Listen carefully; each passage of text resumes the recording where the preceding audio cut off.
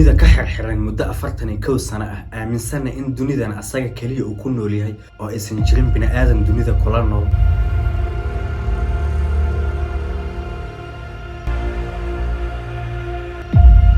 magacaygu Cabdiqafaar Gamaadid oo idinleh meel walba u joogtaan soo dhawaada tani waa qisada ninkii go'doonka ku ahaa duurka cidlada muddo 41 sano ah ninkan waxa lagu magacaabaa Lang qisadiisa waxa hadal haya dhammaan warbaahinta caalamka waxa uuna u dhashay oo ka soo jeeda wadanka Vietnam haddaba waxaan soo bandhigaynaa qisada cajiibka ah ee uu ninkan leeyahay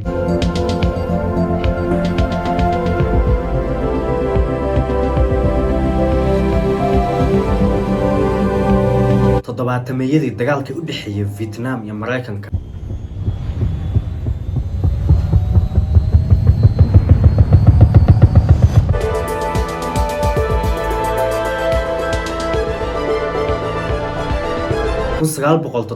labadii diyaarad ee Mareykanka leeyihiin ayaa waxay duqeyn u geysatay tuulo ku taala wadanka Vietnam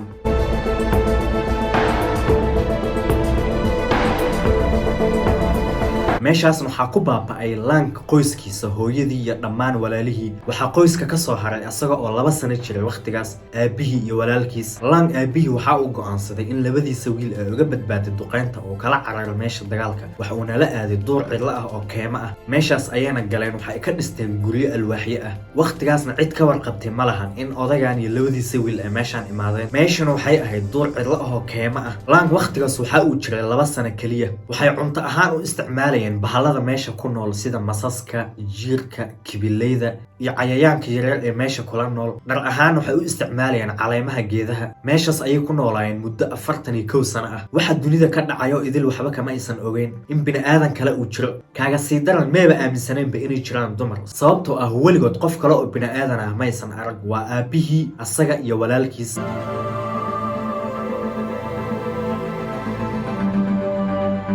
laakiin wax walba waxay isbedeleen 2013 nin ayaa soo dhaxgalay duurkan cidlada ah asagoo iskaga dalxiisayo waxa uu la kulmay